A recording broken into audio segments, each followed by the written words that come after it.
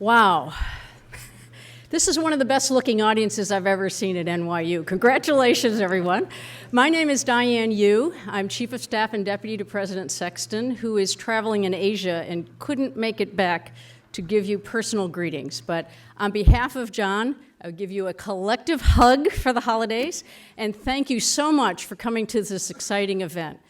We're absolutely delighted to co-sponsor, that is the Office of the President, with the Stern School of Business, this extraordinary opportunity.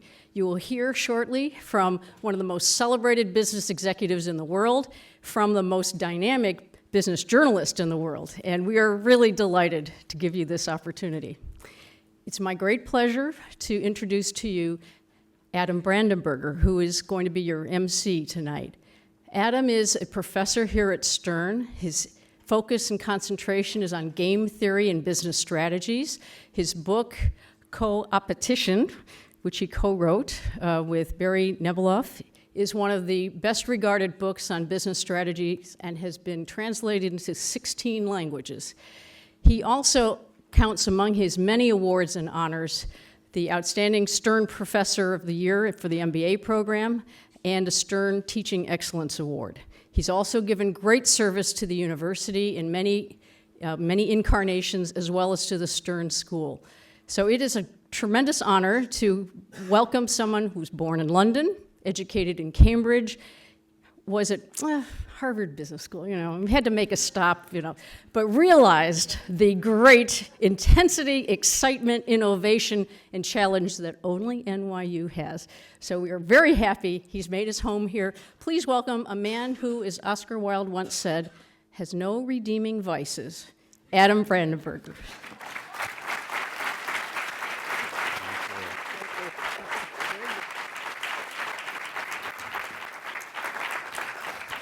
Thank you, Diane. We'll talk about vices later this evening. Well, it's a great pleasure to welcome Eric Schmidt and Maria Bartiromo here this evening. I do so on behalf of Peter Henry, who is traveling and would wish to be here, but cannot this evening. And of course, on behalf of the entire Stern community, the students, the faculty, and the administration.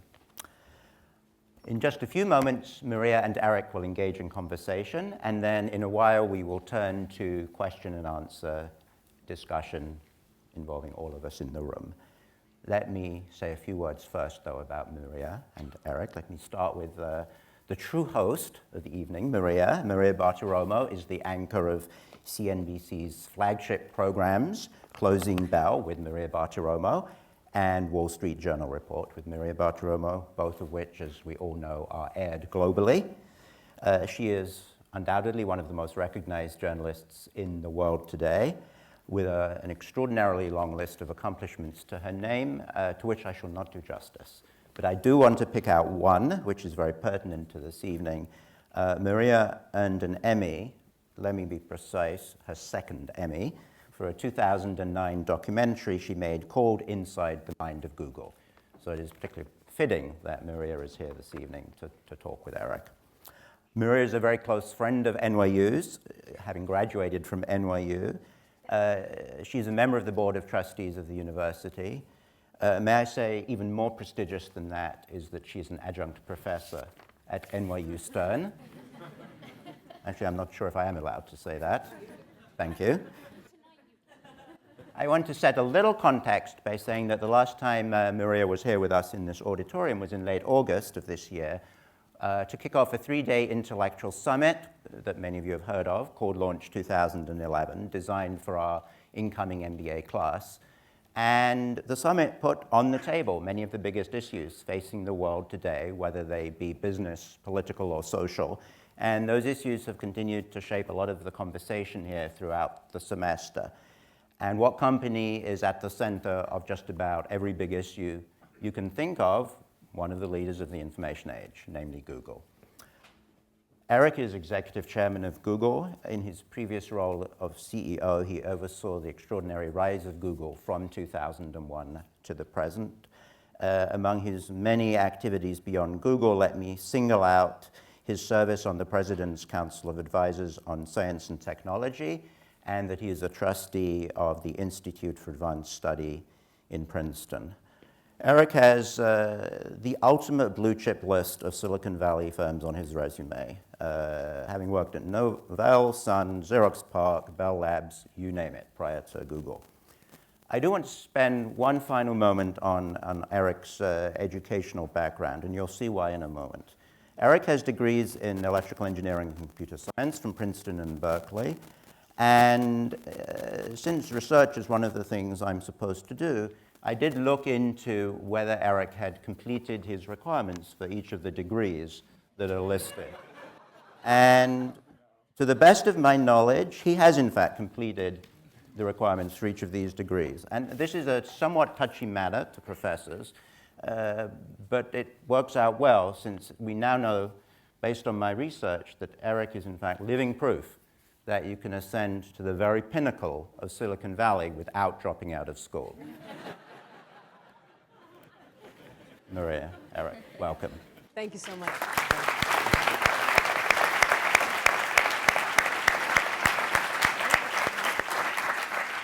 Thank you so much, everyone. This idea to have Eric Schmidt visit us at NYU was first for my class, Global Markets, but we had such a great response from all of you to hear from Eric, so we broadened it out. I want to thank you all for coming down and listening to Eric. And Eric, we know how busy you are. Thank you so much for spending the time with us. It's really an honor to be with you. I thought we'd start with looking at the world today, and there is a conversation going on across the country and really globally, and that is, where is America in this new normal, with China growing the way it is and India growing the way it is and the emerging markets so vibrant? Do you worry that America is losing some of its edge, and how would you answer that question? Where is America in this new normal? Well, thank you. I'd like the audience to know that I've had a chance to work with the top journalists over the last 2 decades. And Maria stands out not only for her dedication to what she does, but by the sheer energy and discipline that she applies every day. There is no harder. You want to know, actually, how did she do it? I'm sorry to say, it's hard work. And in the time that I've worked with you in various things, the level of preparation, you can sort of tell if you're me, if they actually know what they're talking about. And unfortunately, I have to take her incredibly seriously. You can't screw up with Maria. Let's talk a little bit about sort of the global situation. I think it's characteristic of America to be going through some kind of a identity crisis. Who are we? Where are we going? And it may make you feel better that other countries are going through the same thing. I was just in Europe last week, and there are analogous conversations going on in the Western Europe and also in Japan. We've had 50 years of extraordinary productivity and growth and so forth and so on. And this doctrine of American exceptionalism, that somehow we were better or smarter or whatever, dominated a lot of sort of my growing up. And indeed we were, as far as I was concerned. But it's not really true. And the evidence now is that the globe is being pummeled, I think, by 2 forces. The first is the reality of global integration, globalization. And the reality is not perfect. It's generally good, but it has some issues. We should talk about that. And the second has to do with an unintended consequence of technology. It turns out that businesses who provide the majority of jobs are becoming more efficient. And with more efficiency, they need fewer employees. So unless countries, governments, businesses, and so forth are growing above some threshold, you have chronic unemployment, productivity problems, and so forth. I was just in Asia two or three weeks ago. I'm sufficiently jet lagged, I can't remember anymore, right? One of those things. And when you're in Asia, the Asians view the American century as last century. They see their model as rising. They see their model, which is more of a hybrid government-business partnership, rising. And they see our model that we're so proud of as one which worked pretty well for us. In our defense, they have some benefits that we don't have. In particular, they have very favorable demographics. They have the ability to have the benefit of our R&D, and then they can build manufacturing systems and so forth. What I've learned in sort of spending some time with these is that every one of the people in every one of the societies I'm going to is complaining. And so I'm not sure that we should be as hard on ourselves. And in fact, what I would suggest is that we have to get through this notion that America dominated the world, which was in fact true post-World War, and obviously we did a great job. We've got to get to recognize a multipolar world, the reality of integration and globalization, the overall benefits that we get, and deal with the problems that that creates. And the solutions, by the way, are all here in this room. It's about higher education, discipline, entrepreneurship, creating new industries. And by the way, we're really good at that. Okay, so let's get back to that. That's how I would address it. So, and I should say, by the way, having now been gone out of the US for quite some time and coming back, I'm really alarmed that the news coverage and the political coverage is not about this conversation. It's about unrelated things. But this is the issue about American competitiveness. so where do you think the growth is then in the world? I mean, these folks in the audience, many of them are looking at an environment where 9% or 8.6% unemployment, tough economy. They're not sure what happens after graduation. So from your standpoint, having seen so much in technology, can you talk to us a little about how you see technology evolving? And if not tech, where is the growth in the world today, and where will it come from in the next 5 to 10 years? And again, a very good question. Let's start with the fact that folks here in the room are going to do much better than the average American by the simple fact that you're much more educated. One of the sort of trends that's been true for decades has been that the gap of wages between college educated and advanced educated is increasing. And that's, again, something we need to work on. Only a third of Americans complete a 4-year program of any kind. So you all are not in a third, you are in a very, very high rung. So let's start with that. With respect to where the growth is, today, if you're in Asia, a slow-growing Asian economy is growing at 4 to 5%. That would be Korea, Singapore, and they're very upset about that. Our growth rate for comparison is 2%, maybe 3% if we have a good number. Europe, of course, which is all screwed up at the moment for political reasons, is essentially 0% by the time you average out the growth rates. So it's a real problem, and growth compounds. China's official target is 8%. They're really growing at 6 or 7%. That's a national crisis for the Chinese government, and so forth. I was in Mongolia, great place to visit, by the way. Huge country, not very many people, lots of yurts, lots of minerals, 25% GDP year-over-year growth.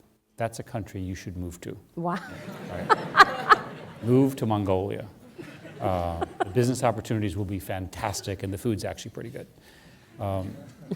So if you look at where growth is coming from, in China it's coming from volume manufacturing. And I think the Chinese are going to dominate that for quite some time. Their model works. But there are plenty of things where knowledge worker societies can grow and build new businesses. We did a study for the White House involving advanced manufacturing, new batteries, new services, new chemistries, new plastics, new materials. And there's a large number of new such devices just waiting to be productized. The growth rate in IT and technology is well known. If you look at the wealth that's been created sort of by this Facebook cycle of IPO and the associated companies, this is an enormous creation of wealth and opportunity on this. So I think you're going to see, at a global level, a realignment of all the knowledge industries. You're going to see a very, very strong competition around leadership in new manufacturing, new services, new ways of doing that. And that's all part of this integration.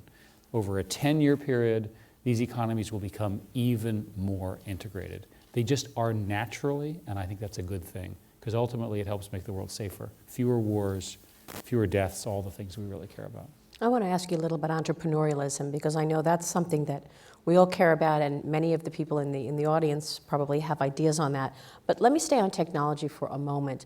When we were together recently, you talked about the 4 horsemen of technology and how you envisioned tech playing out in the coming years. How do you see technology evolving in terms of, what is the leadership areas of tech? Where's the growth within tech? Technology in my lifetime has gone from very, very specialized engine room kind of technology in the mainframe era. And people forget how slow these things were and how massive they were. My first computer was water-cooled, and it had 1 megabyte of memory that was the size of, sort of 10 feet by 10 feet. We were very proud of it when the water worked. It's kept it cool. you forget how much the Moore's Law has done for all of us.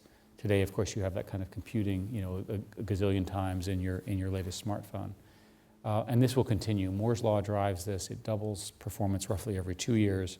Fiber optic performance is roughly doubling every 18 months now. So you're seeing this enormous expansion in computational power and connectivity. So over time, there was a series of platforms. There was the IBM mainframe platform, which essentially regularized architecture. The IBM PC platform, essentially owned and operated by your favorite monopolist, Microsoft. Another discussion. Lots of Microsoft conversation. And they did a very good job at that. And built this, and it's impressive what they built at the PC level in enterprises and consumers. And now you finally have sort of these internet web platforms. And these internet web platforms are interesting. There are 4 that I think are obvious. We could debate whether there's a couple more. Look at Amazon. Now, what is Amazon? Amazon, by the way, is growing fantastically as a company. It's a platform. It's the world's largest product platform. If you have a product to sell, you're either going to sell it through Amazon or you're going to have your store and connect it through Amazon's distribution mechanism and billing mechanism. It's called network platforms. Take a look at Facebook, the world's largest people platform. It's all about people. They do a great job. It's interconnection of all of us. And for those of you who are graduating, you will never get rid of the people you know now. They will be with you for the entire rest of your life, even if you don't like them. Just remember, you cannot delete them. They'll reconnect you. Trust me. The third one being Apple. And Apple is one of the extraordinary surprises of our industry, I think largely because of Steve's extraordinary leadership, and we all understand what a tremendous loss it is to have lost him to cancer. But Apple is the first company to combine brilliant technology and brilliant design and do so in a consumer plan that actually worked. Right? I grew up with the assumption that people wanted to spend their weekends tinkering with their computers. Right? And I, in fact, do. I'm just not normal. So the fact that people actually want these things to just work, it's called the sort of my mother principle, is actually a shock to people like me. And then finally, you have Google as an information platform and the platform for all the world's information. These scalable network platforms, when they're built, are majestic in economic terms because they are global phenomena, they grow very quickly, they have very positive economics, they give you a platform upon which you can build. The reason it's important to talk about the 4 is in our industry, we've never had more than 1 at a time. And the 4 that I've identified are hugely competitive with each other, and we all partner with each other. And I'm very proud to be part of that. And it's very complicated, and we can discuss the details. But that competition benefits you all as consumers in ways that are unimaginable. This phone, which is the Nexus Prime, which we just launched last week, which I happen to be very proud of, I think is finally the first Android platform that is clearly and better than in all respects than an iPhone 4S. I'm of course biased, but I actually know a lot about these things. Now, there are 1 million apps available across the platforms for these things. The number of apps, and for you as entrepreneurs, if you're a programmer, you're going to apply the mobile-first principle. Your programming, your insights, your businesses will be mobile connected. And this device is not just a phone. In fact, we sort of forget it's a phone. It's really a computational platform for a set of supercomputers, which are represented by cloud computing, millions of computers to answer your questions, whether it's Google or translation or the other services that I described.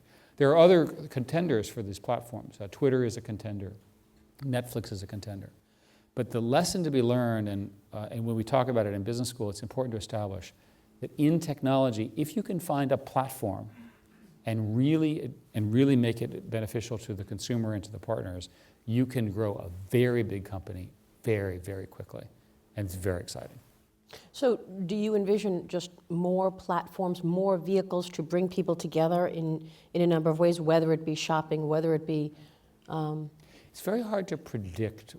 Well, here's the question. So Facebook is likely to go public in 2012. It's a roughly 10-year-old company. Google went public in 2004. What's the next Facebook going to look like? So let's frame that as a 2020 question. In 2020, what will we be obsessing about in the markets and the impact in the job creation and so forth? I would argue that it's in some interesting intersection of mobile, local, social. Mobile meaning these devices. Now, I bet you that every single person in this room has a phone, and it's one of the most personal devices. If somebody grabbed it from you, you would scream, right? By the way, when did it get to the point where we couldn't eat breakfast before we checked our phone? When did it get to the point where we couldn't go to sleep before we checked our phone? I mean, who said phones were that important? Well, somehow they have become that. We gave up all the sort of personal time that is associated with these things. So these devices they're with you. They certainly know your location and so forth. You can, and you have to be careful to say this right, with your permission, right? I need to say this, especially with you, Maria. With your permission. Got it. Okay. Repeat that 100 times. You can choose to, I have to add that too. You can, for example, do location-aware stuff.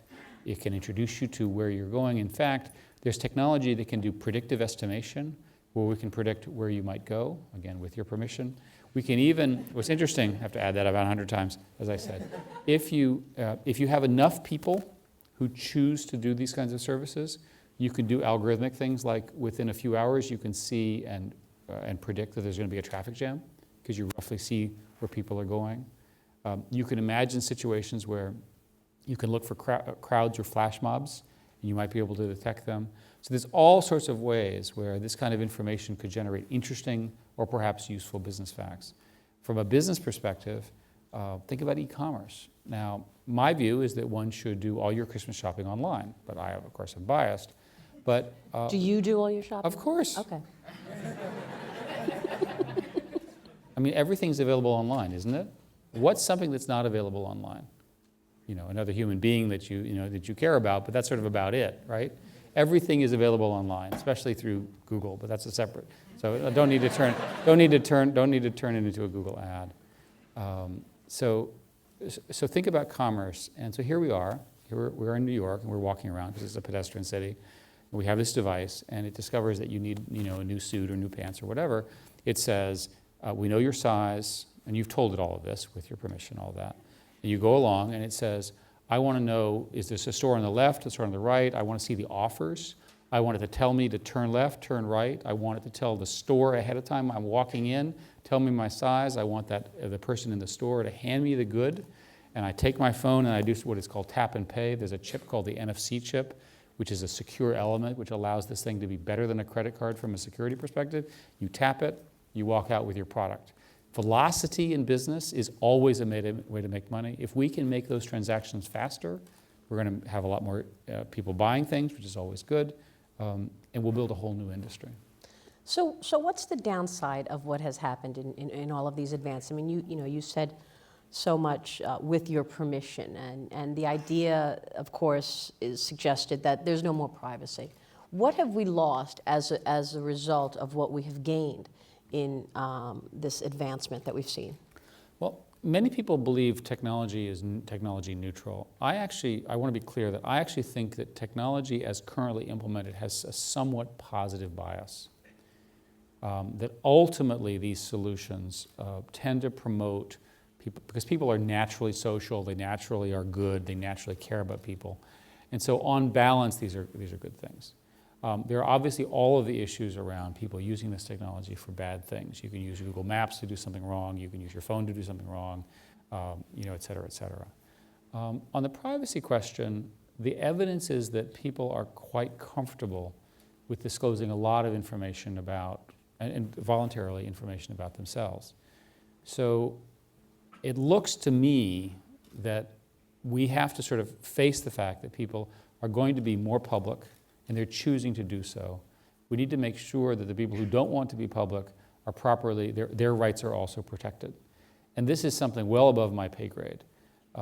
This sort of balance between everybody being a paparazzi and everybody having absolute right of privacy.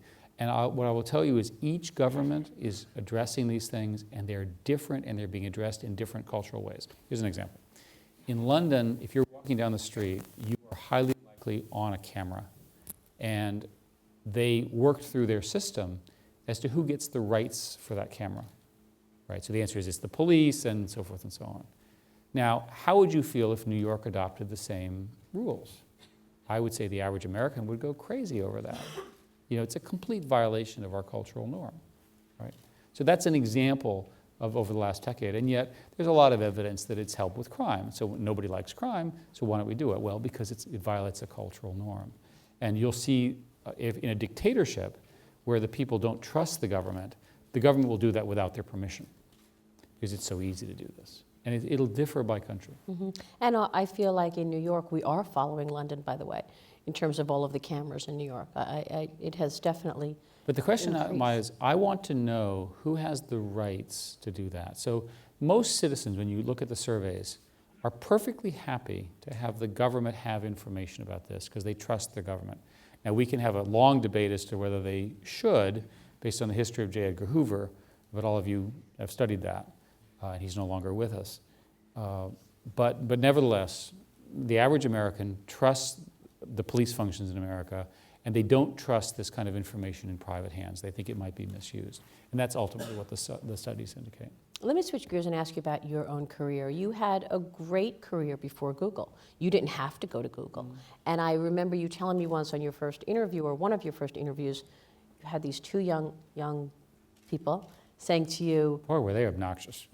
tell us about the meeting. And You know, what lured you there? Well, you know, here I am, and I'm a big cheese, at least in my own mind. And I show up. I've been invited over by John Doerr to visit the two founders.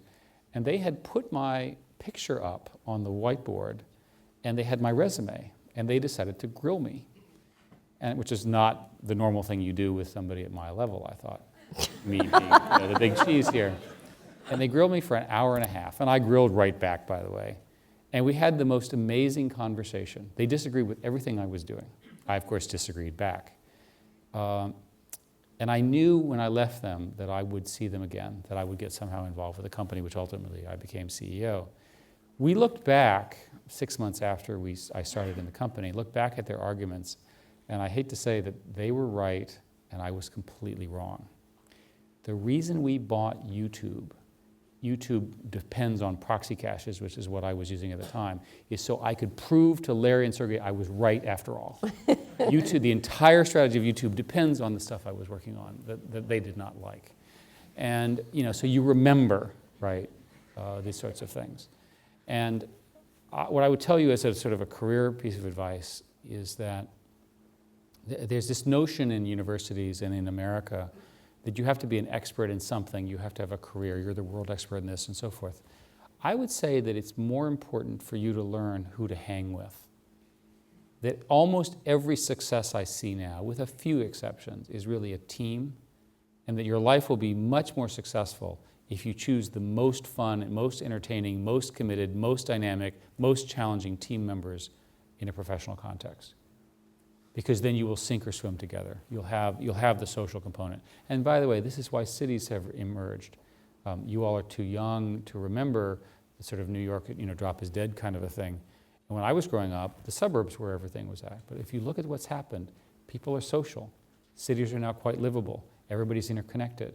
The density, the intensity of social interaction, which is essentially a team sport, is driving that. So from a career perspective, if I were to sort of replot it, I would say, who are the people who are most impactful? And I would just hang with them, because they're going to do something interesting. Try to find somebody who's smarter than you, and there probably is somebody, certainly smarter than me, and try to figure out what they're going to do, even if they're kind of have a little trouble putting their sentences together and they have a tic, or whatever, right? Find those people who are just amazing, amazing, amazing people, and they will change the world, and follow them. It's a good advice. You had a strategy, you have a strategy still at Google actually, about giving staffers a certain amount of time to do their own thing. Sure. And it didn't matter if it never got involved or impacted the work at Google. What is behind that? Is that because you were trying to keep people at Google and make sure they didn't go to competitors? Is that you just wanted them to be happy? Because that sounds like it's a pretty significant waste of money. Well, we would argue that it's central to the success of the company. And I always love people who look at a company as successful at Google and assume that we did stupid things. All of this stuff, starting with the balls and the colors and so forth, was quite calculated, right? It was quite calculated to produce an extraordinary result around making the world a better place. We understood, and in particular the founders understood, that you need a particular kind of person. This is a person who is not going to do well when they're told exactly what to do every hour, right? And furthermore, they, and I certainly agree with this, think that the majority of American businesses are way too hierarchical. Now, I'm a person who's been a senior executive for a long time, and I'm always right and you're wrong, right? Now, that's the attitude and that was not what I actually believe, just for Twitter's sake.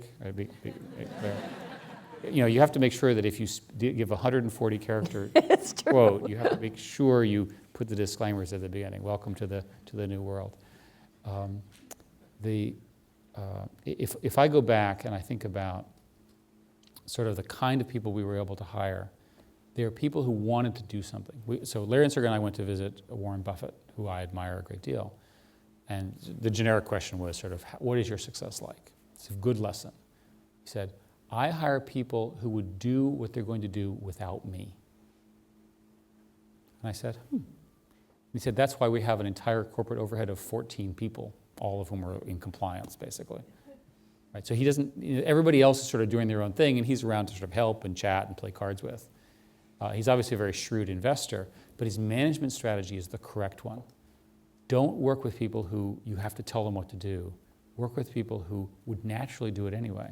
So in our system, what happens is that the 20% time allows employees, this is the subtlety which is often missed, and everybody can work 20% time on whatever they want. And by the way, people work very hard. So we still get lots of hours out of these people, and we feed them and clothe them and all the other stuff. So, it's like a campus, and, the only thing you can't do is live in the building. We had a number of people who tried to live there, and that's illegal. So 20% time. And they invented a lot of new things. A lot of our new ads products, a lot of our new search products came through that mechanism.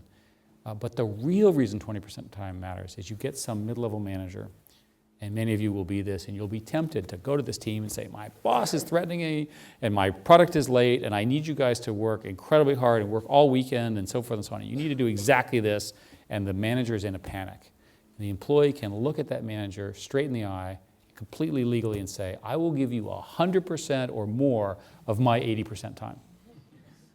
It serves as a power check and balance in the middle of the company. And I don't think that companies understand how much the sort of manager on power trip, the deadlines, the sort of amazing pressure that senior executives can put on their team can actually become dysfunctional, right? We have the luxury at Google of taking the long view. We have a dual class structure. You understand all this very well because you studied it. So we have the luxury of taking a long-term view of we want to make the company even more successful over a 5, 10-year period, and we run it this way, and it works. And you've done a lot of unconventional things. The way you went public was unconventional. Why? Well, the going public was even more bizarre. I got this letter from this little old lady, or claimed little old lady, in cursive, which is sort of a rare event now. And she pointed out that historically the problem with IPOs was that the retail investors did not get access to the blip. They could not buy in. So we debated this little old lady's letter at some length, and of course the founders figured, well, she's obviously right, and we want to serve everybody. Plus, we're in the auction business. We do billions of auctions a day. We probably do more auctions. Our auctions are called Dutch auctions, which is also known as a second price auction, if you study this in here. Basically, that you bid the price you're willing to pay, and you get a price that the next guy bid. And so you're guaranteed to pay equal to or less than your bid. And that turns out to economically, and it's been proven many times, produce the best economics for all the different auction players. It allows you to just sort of really say what something is worth. So we decided to have the equivalent of a Dutch auction in the stock market. We were pilloried by this, and and one of the things I learned was the value of the press. Because of the quiet period, we became, during that period, evil in every known way. We were idiots, and I saved all the articles so I could remember how evil we were. And the bizarre thing about this is during this period, I'm watching our business, and our business is booming. So what I learned was that press, even if it's negative press, within some reason anyway, is positive for the standpoint of awareness and growth and so forth. And I think that's still true today. So when we went public, which was here in New York, we flew overnight, and we're all jet lagged. We discovered that the way you actually take a company public is there's a fella whose name is Killer. He stands on the floor, and at noon, you've undoubtedly done this with other folks, and he stands there on the floor, and at exactly noon, when trading begins, he starts screaming as the trading begins. This strikes me as a very sort of bizarre process to sort of enter the world. We thought that in our pricing, that we would get a more fair price and a more market price, but in fact, when we went public, if you will, the bump that occurred on the first day was the same as if we had done a non-Dutch auction. And I would say that if I were working on a sort of a business school thesis, I would try to understand why that is. What is it about? Because remember that going public is the only time when you really don't know the value of something. Once you're trading, we have something to start with. But when you start today, since then I should add that there are secondary markets that are now legal that were not legal at the time. And there's a secondary market which would indicate Facebook's valuation, Zynga's valuation, all that kind of stuff. The problem with these markets is they're thinly traded. So even with that signal, you don't really know what will happen when Killer starts the trading. Has Google become similar to Microsoft in that it has grown and has become large enough to actually attract scrutiny and jealousy from competitors and even government at this point? Well, the interesting thing is the people who are most after us in this subject are Microsoft, who are funding some of the opposition groups. And this is all, thanks to transparency, is all well understood. Sort of takes one to know one kind of a thing. And in our case, I was part of the anti-Microsoft stuff in the 1990s, 1996, 1997, involving the browser wars. And so I understood very well what happened and so forth and so on. And at the time, I vowed, and I still remember this, that if I ever found myself in this situation, we would handle the situation very, very differently. And indeed, we find ourselves now in a situation where people are complaining about us and our role and so forth. So my conclusion was that let's try a different approach. Let's talk to everybody. Let's try to understand what their issues are. And so far, that's working. We've looked at the legal matter, and I think as a legal matter, we're fine. But the concerns over dominance and antitrust and so forth are also their perception. You know, people want to make sure there's competition. They want to make sure people are treated fairly. We tend to answer those questions by saying our product is free and we focus on the end user. And my personal view is as long as we stay on that side, we're going to be just fine. The moment we start favoring, a partner or so forth for a business deal and disfavoring an end user, that's, I think, when we're making a mistake. I'm going to open it up to all of you in just a moment. But Eric, can you talk to us a bit about what the strategy is at Google today? Has it changed in the last 10 years? You recently acquired Motorola Mobility. Does that take the company into a different direction? Well, I think it's easier if we describe it as sort of myself as CEO and then Larry as CEO. What has happened since Larry took over, thank goodness, in April, 10 years is enough, by the way, is he has tried very, very hard to tighten up the operations of the company. I ran things, I think, let's just say a little looser. And so each of our strategies can be understood as refining a strategy within a space under Larry's leadership. So, for example, in e-commerce, we're working very hard to make the scenario I described about offers and payments and using your phone to work. In the case of Android, which I think people know its success, it's now growing faster and is larger than the iPhone, and I've already boasted about its success. If you take a look at Chrome and the Chrome platform, and by the way, I would like to do one ad, which is for Chrome. Even if you don't care about speed, you should care about safety. Use Chrome. Chrome is a safer, if you actually care about safety, technologically, Chrome is architected in such a way that it deals with the kind of threats and approaches that people have. So safety meaning hacking, meaning privacy? Phishing, all of those kinds of things. It checks the certificates better and so forth. It hasn't been broken in these various testing that people do, et cetera. Use Chrome. Now, even if you don't care about safety, you should care about speed. It's quite a bit faster. But even if you don't care about safety or speed, the websites perform with more functionality because it's a more modern version of HTML5. So if you care about none of those, then you're not paying attention. That is a great ad. That's right.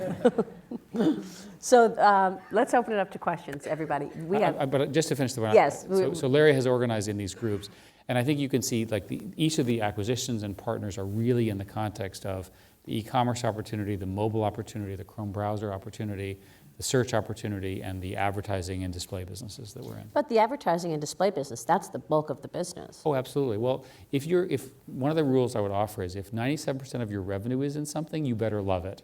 We love advertising. We think advertising is great. We particularly like ROI-based advertising, which is what we do. And the bizarre thing about ROI-based, where it's pay-per-performance ads, is we do well even in tight business times. So when you go into a country that's got a sort of difficult financial situation, people who would not have worried too much about where their money went in advertising, they're under pressure, so they're more careful. So we rode through the 2008 recession better. Our recession was not as bad, although we were certainly affected as everybody else because of that reason. We have microphones right there, if you could just line up.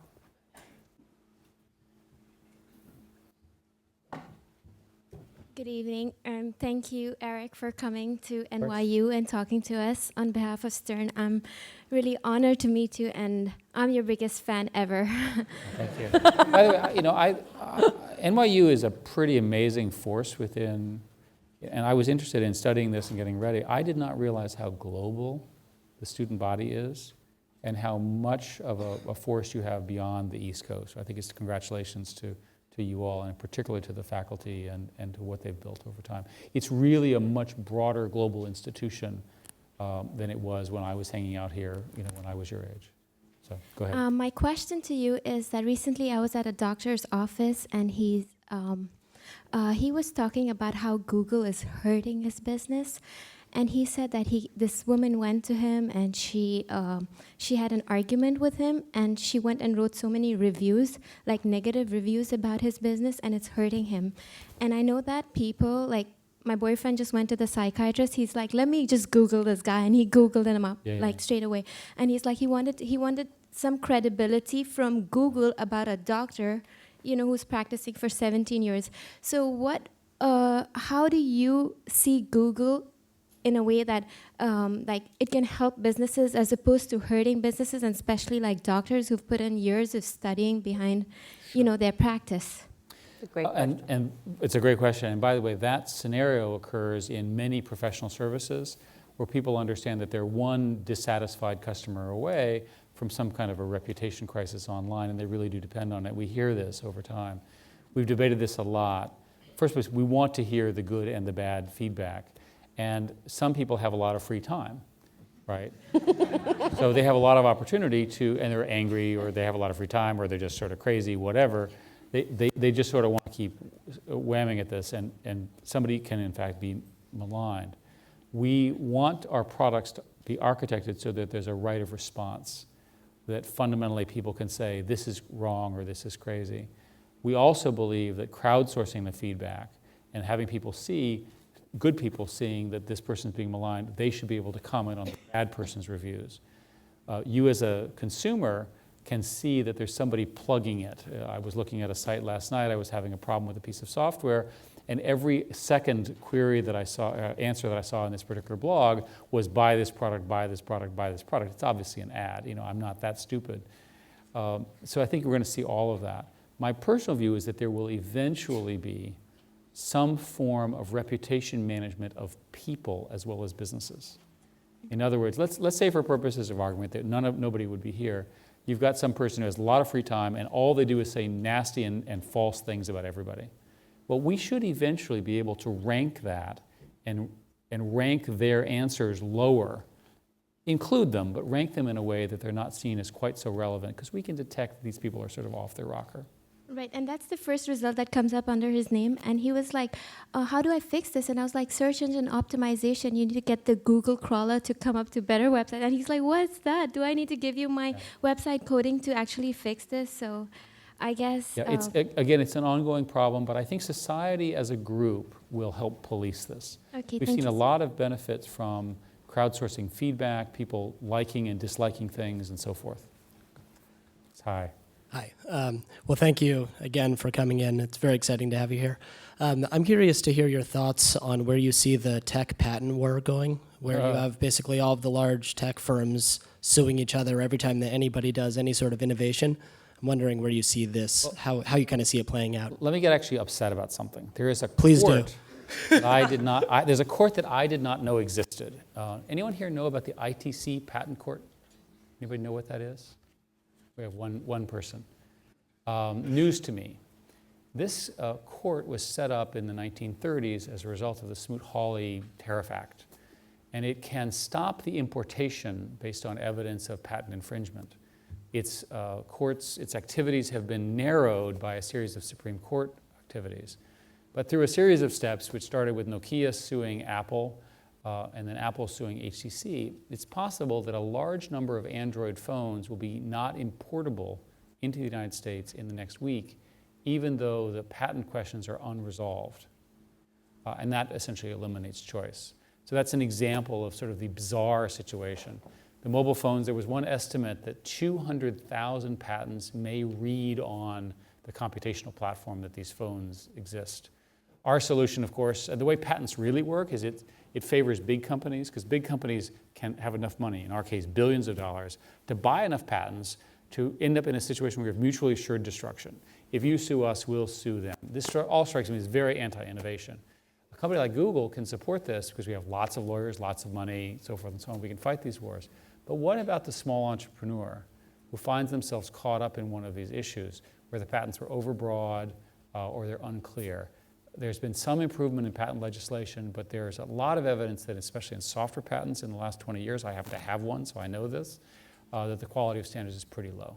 So we're busy sort of fighting the patents, and I think we will eventually win that one. But there were new patent laws just out, right? And are you comfortable with that? They are an improvement. They do not go far enough to address this. For us, frankly, in software, the patent issue was never really an issue. It was not until these kinds of devices came out that the software industry began to understand that patents could be used. There's another development, which is the development of patent trolls, which are companies which essentially exist to monetize these patents, and they've gone clearly too far. The final thing you should know is that there's a district that you should live in. It's called the East District Court of Texas, and the majority of patent cases are filed in this one district in Texas because they have plaintiff-friendly outcomes, allegedly. It's a travesty. Hi, thank you for coming. As a founder of a social media marketing firm, one of my concerns is where social media is going as an industry itself or a sub-industry. Where do you see that emerging in the next year, in the next 2 years, in the next 5 years, and specifically Google+? But as a theme overall, where do you Well, as I said, mobile local social is a core component. The fact of the matter is that social is really a code for identity and identity relationship graphs. So all the things we talked about, who am I, how am I connected? We made a mistake 25 years ago in the design of the internet. We were working in universities, everybody knew each other. We didn't have a strong notion of identity. You just don't know if the person or thing you're dealing with is a person, is it the same person, is it a different person, is it a copy of that person, all that. The mechanism doesn't exist. All of the social platforms essentially are trying to solve that problem in one way or the other. Those problems will be solved. I would argue that eventually, and I mean 10 years from now, social won't be an app. It'll just be everywhere. It'll be embedded in everything. Historically, vertical software tends to become platformized, whatever the word is, and part of the underlying operating system. So for example, email, which we take for granted today, was 20 years ago a paid-for app. It was a specialized app. It becomes standardized, and the same will occur in social. Thank you. Good evening, everyone. Thank you so much, Maria, and thank you, Eric. That's very inspirational. I'm an alumna from the law school, so I'm coming here to get some inspiration about technology. And my question is the following. What was your biggest challenge entering Google, and how did you resolve it? What helped you resolve it? The ongoing problem in a company like Google is the scale of its growth. And once you have a breakout, which we had relatively early, the core problem is not doing damage to yourself. That all of these sort of platforms, as I'm describing, when they're growing, they grow very fast, but you can make mistakes. you're likely to do it to yourself. Your competitors don't have the scale, or they didn't invent it, or they're following you. So if you can just grow fast enough, you can stay ahead of them competitively and force them to sort of keep following you. You have to be the innovator. You have to keep solving new problems. So the core issue we had was how to grow quickly and at scale, to do so legally and with our values and so forth. We ultimately adopted this model that worked well. We bought a large number of small companies, which we sort of integrated. We had all the little sayings like, don't be evil and all those sorts of things. We had a pretty distinct culture, and it worked. But I like to think about what happened at Google, happens in other companies, just happen faster. I would say furthermore that the next Google, it will happen even more quickly because of scale. Okay. Hi, guys. Thanks for coming. My question is about SOPA, and I was curious about your reaction, your opinions on it, and how it will impact Google. For those of you who don't know, SOPA is called the Stop Online Privacy Act. It's showed up somehow in the last few weeks in the House of Representatives. A markup occurred last night. You can read it online. I strongly encourage, if you care about these things, to actually read what the language of the bill says, because it's not what its sponsors are maintaining it to be. SOPA is a bill which is intended ostensibly to address the problem of rogue sites outside the United States that are illegally and, in my view, immorally profiting from pirated content. We have argued, for example, that by simply shutting off payment to these sites, you would address the majority of the problem. If you read carefully, however, and we oppose this very strongly, and I'm very much out there and have been testifying about this at great length, the problem we have with SOPA is that it actually is much more than just told you. It's a sort of sneaky in this regard. And in particular, if you founded a company, say, that looked a lot like YouTube in the United States, and you had any notion that people might be uploading pirated information, and again, it's 3 people in a boat kind of a startup, the ISP under this law appears to be required, if there's a challenge to the ISP, to delete your website.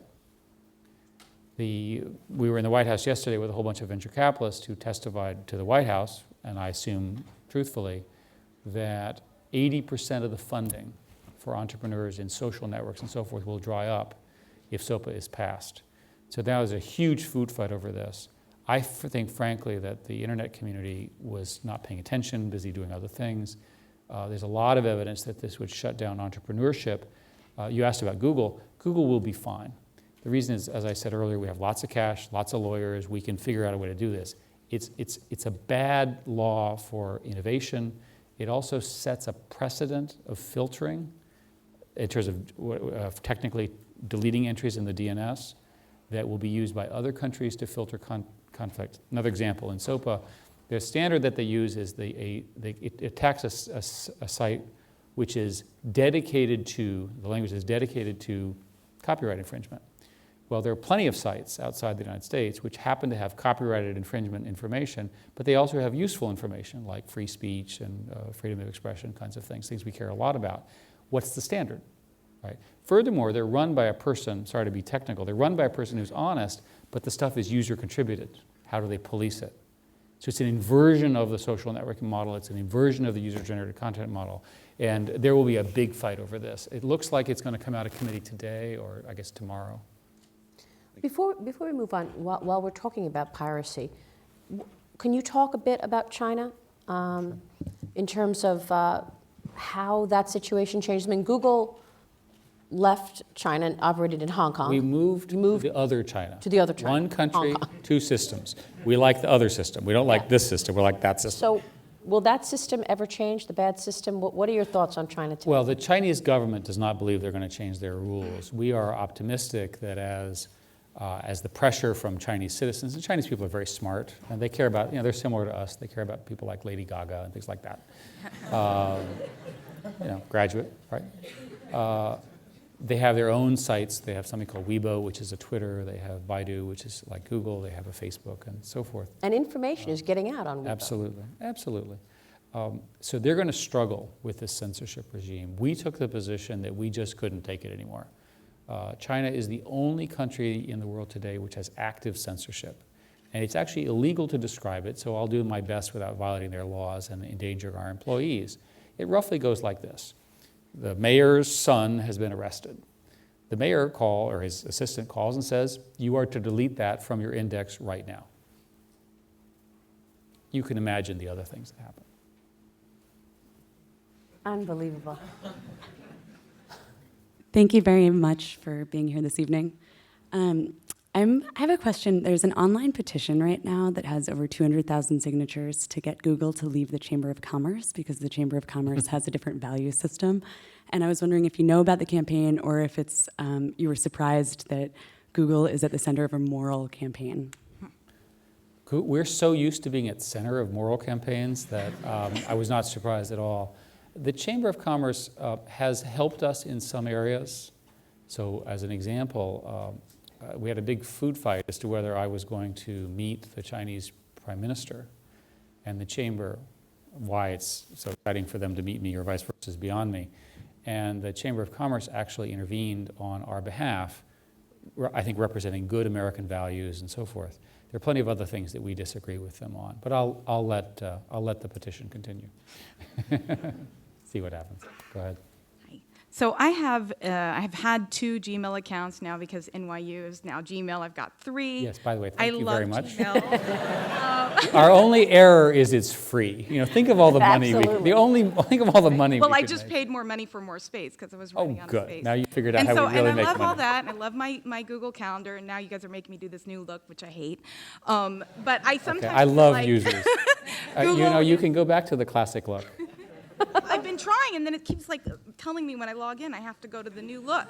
So anyway, Okay. I really don't want to go to the new look. But the point is, sometimes I feel like Google is taking over my life, and I don't know if you've seen the Onion video where you can go to the Google opt-out village. I just want to know, like, do you feel like sometimes people might feel like Google overload, or how would you respond to I people don't like believe in Google overload. You cannot overload yourself with Google. It's not possible. Some people might disagree. Well, the great thing, and in seriousness, you do have the choice of getting a life, getting off Google Calendar, going out to dinner. To the opt-out village in the middle of nowhere. It's the restaurants here in Soho and the West Village are just so phenomenal. Go ahead. Sir. Thank you both for coming in today. So in the past 2 years, Google has launched Google Ventures and Google Plus, one of which is in the financial services industry and other in the social media industry. Do you see the 2 industries working together whereby people begin to use social media to discuss their financial ideas? And if you do, in what way? The blogosphere, and before that the chat rooms, were always a part of financial trading. And it makes sense to me that there should be very sophisticated financial activities, applications, and so forth. And I would argue that they're missing right now, that there should be a new generation. Maybe you as an entrepreneur could figure out what they would look like. They would somehow crowdsource. Now, we actually thought that there was a much better way to solve this problem, where we would basically take all the information we have at Google and simply predict the market. And we can do that because we see everything. But we found out that that was illegal. So you have an opportunity.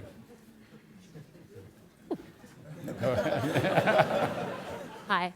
My question is about YouTube in particular. I understand for the past 2 years, and I'm sure you probably know even before that, there's a lot of pressure on Google to take down jihadist videos or terrorist material from YouTube by, I wouldn't say the US government, but US politicians, and also from Britain as well because of certain incidents that have occurred because of people getting inspired by YouTube videos. My question is that how does Google handle this government-to-government contact? And B, structurally, as a design thing, how can you possibly stop that? Because I understand it's impossible to screen every single video. So do you leave it to crowdsourcing? And yes, some combination of all of that. We will, if we see a video that's uploaded that violates our terms of service, especially if it's particularly heinous, there is a short period of time when it will be visible before it's taken down. Our community tells us these crowdsourcing things are very fast.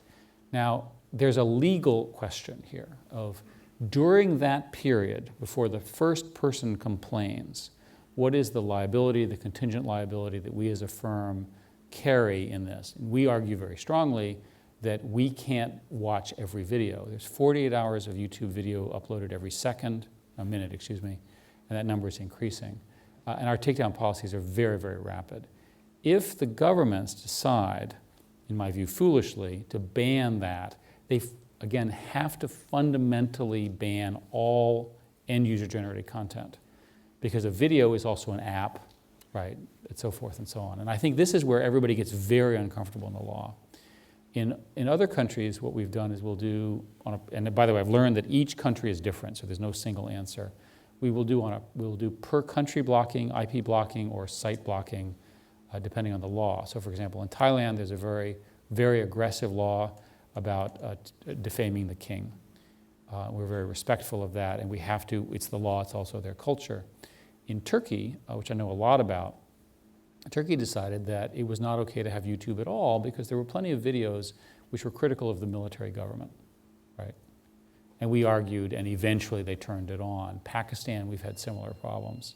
So government's initial reaction is to shut this stuff down. And we argue, let this stuff in. You know, we want to understand your law. You need to have rule of law. It needs to be precise. And we work it out that way. Okay, thank you.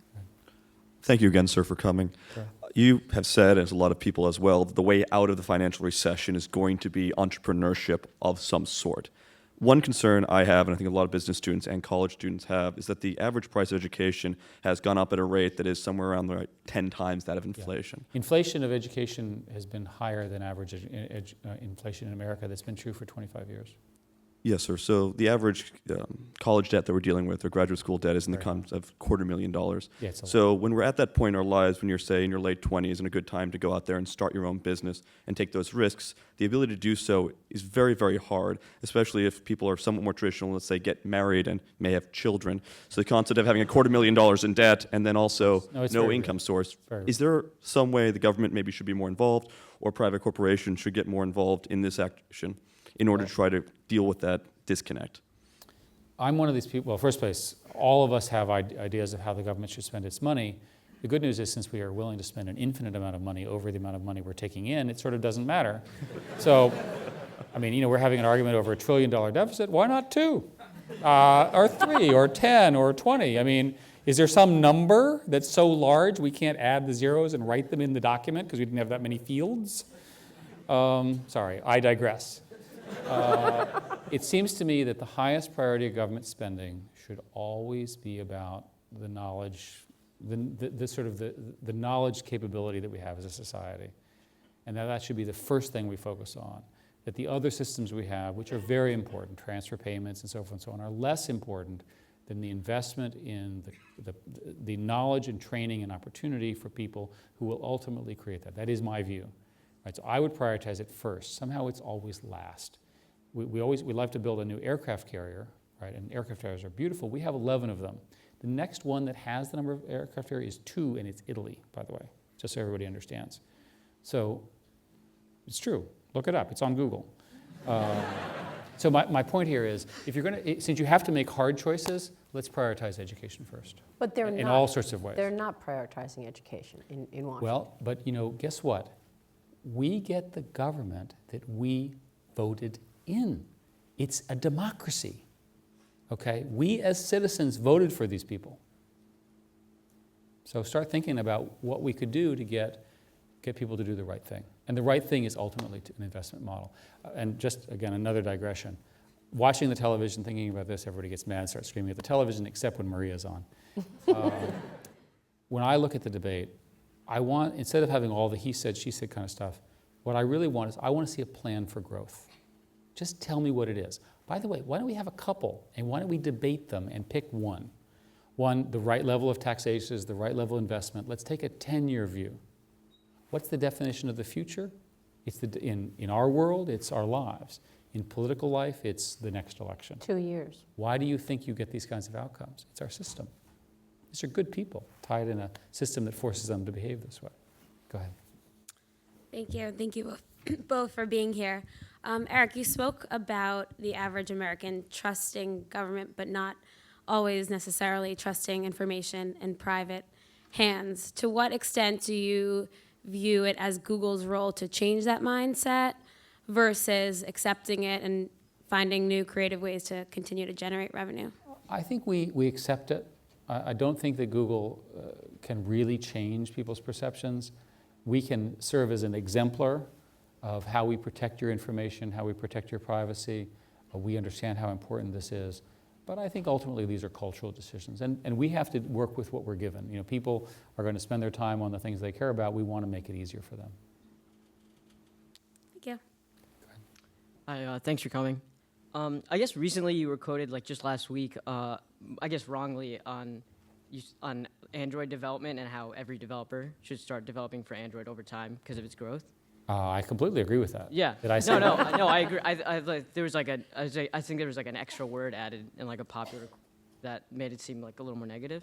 But do you guys have any like specific ways to address like how smaller startups developing iPhone first and then Android, or do you guys view that as changing now? The technical answer is that the mobile community is today caught in this platform war between iOS and Android Java, basically, the Dalvik libraries. The libraries are different. People have to take two versions. How does this resolve itself? There's a new standard called HTML5, which everybody's busy adopting, and we're in the process of developing the necessary wrapper technology so that you can wrap one with the other, and ultimately you as a developer will develop an HTML5 app, which then unifies all of this. I think this problem is a transitional problem. The transition exists, by the way, because these devices a few years ago did not have enough CPU power, did not have enough networking power to do the kinds of wrapping that I'm describing now. So I think we have a good answer right now. At the moment, you need to develop for both. And please develop for both, and please start with Android. We have about 5 minutes left. Good. Oh, I'll be quick then.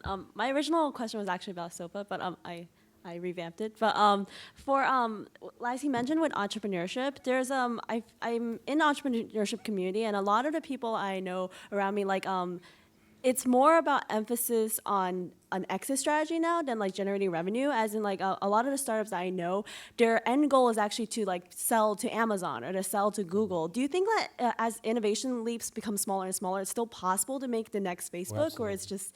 The evidence is that there are more opportunities for the next Facebook, I'd like to say the next Google, because of the scale of the opportunity.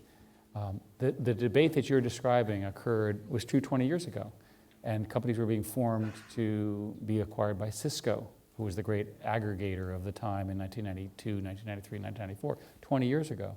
Same issue. I think if you're going to found a company, you should found a company because you want to have a good time, you want to build a company, you want to do it forever. And if you have other agendas, I mean, you could choose it, but ultimately life is about doing more than just making money. It's having an impact, it's having fun, it's sort of having a sense that you matter.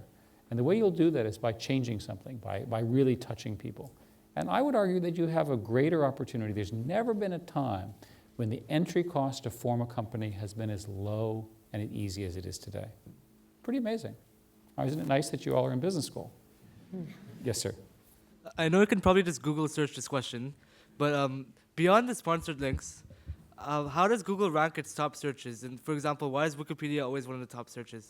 Simply because Wikipedia has more references. The Google algorithm is essentially, it can be understood as a sort of who points to you algorithm. It's called PageRank. And it's not influenced by the number of clicks, but rather how important you are in framing, and Wikipedia is just that good. Let's see if maybe we can do all of these real quick. So if you could just real quick. Sure. So Google decided to exit the healthcare market at a really interesting time when Obamacare is trying to take all our medical records, put them online to ultimately improve patient care. Given Google's vast capabilities around search and making decisions, do you see you guys entering back in? If we have a good idea. Our good idea didn't work as well as we wanted. We are a major supplier of medical information through search, and we take that very seriously. The other stuff we were doing didn't scale. So if we come up with another scale idea, we'll do it. Go ahead. Hi. So it seems to me that the traditional model of browser-based search is being disrupted by things like finding content within an app, yes, or things like Apple Siri. How much of your and Google's time is spent fighting the older competitors like Bing and Yahoo compared to these new models? The answer is both. We see competition sort of from all of these, and you have to address both your flank competitors on one side and your future competitors on the other. Our primary competitor remains Bing, and they do a good job. And they have, remember, they have more people, more money, stronger distribution than we do. We will see more competition for eyeballs, essentially, which is what these other things represent, because we're in the information business. And I think it'll be more, not less, as a result. Go ahead. Hi, thanks very much. A week ago, I decided to save some money on my cable bill, or cable internet bill, $10, and now I'm seeing YouTube loading, 10 times slower.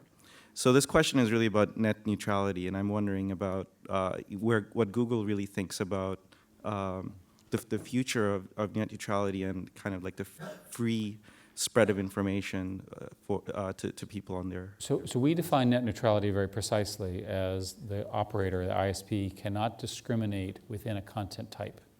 So if that's what you mean, I'll answer the question that way. The term has been used for other reasons. We want to make sure that the policies and the regulations insist that an operator that, for example, owns a set of content cannot favor the content over another. They can obviously police their network, deal with network management issues, prioritize audio over video, those kinds of things. The fact of the matter is the competitive market today is largely delivering network neutrality, even though it's not a regulatory requirement. It is a regulatory requirement in Europe. We've argued that it should be more of a regulatory requirement in the United States, but I think given the political situation and the other things going on in the Congress, it's going to be a long time before we really see that. Great, thank you. Go ahead. Thanks for coming. The quick question is, you pointed out earlier that in case what Google's brought about is efficiency, so you need lesser people in the workforce to do the same amount of work. But then the number of people in the world is growing. So at some point in time, you will have high amounts of unemployment. It's easy to organize revolts. It's easy. So don't you see us going into a volatile environment in which pretty much you're contributing, and at some point in time, will you stop in the sense that... And this is because people will, because of increasing efficiency, we'll have more and more unemployed people as a result? Yeah, because the gap between the haves and the have-nots is increasing. And so therefore, you will have a lot of people which are unemployed because there isn't so much work. Sure. So, and it's easy to organize revolts. It's easy to be against the government. And if you're, so for example, Spain has some 31% unemployment. Right.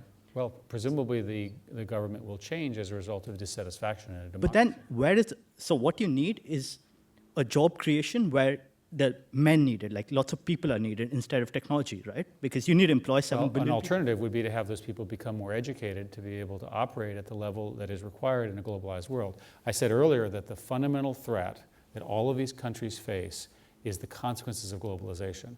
Europe, by the way, has it worse than we do because they have demographics that are poor. Right, they have lots of older people, they're declining in population. At least America has a growing population and a reasonably large number of young people coming into the workforce, which benefits us. I would also argue that although the global trade clearly dislocates some businesses, right? The sum, and this is a basic lesson in economics, is the sum of everybody is better off with global trading and global exchange, and that's our view. And if a company can get a job done cheaper in another place, it should do that. Because it has to do that. What we need to keep are the jobs that are higher paid, that require skill and education. An inverse of your question is, what do you do with the people who cannot contribute at a global level in a tough market? And I think if you look at the history over the last couple hundred years, this has always been true. That there were people who did lamb shearing before the development of the mill. That there were people who built horse carriages before the automobile. And people have studied this. And although it's very disruptive, eventually they do find jobs. As the economy grows, those opportunities of a new kind do show up. Let's do a couple more real quick. And we'll do. You touched on entrepreneurship. You touched on Google's going IPO. 2011, we've seen a lot of companies, .coms, go public. Pandora being one, which really had no revenue to show for themselves. Does this look and feel like a .com again, especially with Jive this week, Zynga this week? I'll tell you that. Yes or no? And number two, who do you foresee sticking around in the long run, aside from Facebook? Well, yeah, it's always hard to know. I vowed, those of you who remember the bubble in 1999, the bubble was great. We could cure cancer, we were attractive, everyone loved us. Let me tell you, when the NASDAQ is at 6,000 or 7,000, life is good. Remember that? Yeah. You and I had a really good time. Remember that? Really, really good. That was fun. Bring back those days. I want to vote for a politician who will bring back the bubble. right, and all the fun stuff. And by the way, I don't have to burst either. But one of the things that I remember at the time was vowing that I would call the top. And I would do this when the Wall Street Journal and the New York Times, and the Economist, and all the publications said it was a bubble. Well, they said that 6 months ago. And what's happened since? It's kept going up. So I don't think anybody knows. Thank you. Our final question. Thanks again to you both. Just kind of doubling up on the IPO question. Obviously there's always been a lot of debate about the IPO process itself, and given your challenges, obviously, with the Dutch auction process and recent news about Facebook considering it as well, what advice would you give the Facebook team, and then also, do you have any idea in terms of what might be the resolution in the long run for that IPO process? Well, a number of the people who are at Facebook were part of the Google IPO process, so they know it far better than I need to give them some advice. And they're smart. They're smart people. They'll sort it out. The markets are a little different now. They're a little bit more transparent and so forth. I still think that the problem of pricing something where there's no market before is really an unsolved problem. And it's something that you could really debate. We concluded after our experience, which was mixed, and in fact I wrote a Harvard Business Review article which goes through this in detail, which you can find using your favorite search engine. Bing, I assume. And, of course. The conclusion we came to is we would not change a thing. With all the mistakes we made, that it was formative, that it was good, and we enjoyed the process. And I'm sure that when Facebook goes through it and these other folks, they'll have a similar experience. Great, thank you very much. Eric, if you had to go into a new industry, if you were just starting today, what area would you go in? And maybe it is an area that technology changes the most, but are there areas that you think are really the vibrant places over other areas today? The one that's caught my eye the most right now is the application of medical issues, medical diagnostics and so forth, and healthcare to mobile devices. There's a new generation of sensors that you can plug into your phone that can, for example, do blood tests without pinpricks. They literally look right through your skin, which is amazing, amazing inventions. And so I have a sense that in the next decade, there'll be a real revolution in how we treat people, not just old people, but people, and using computers to basically have healthier and stronger lives. And I think if I could give you one area to take a look at, I'd look at that one. The scale of it, the amount of money that could go into it, it could be as large or larger than e-commerce. Actually, I just got back from the Cleveland Clinic, and they're doing robotic prostate surgery. Let's not discuss prostate surgery. Yeah. Robotic. Eric, thank you so much for your time today. Thank you so much, Maria.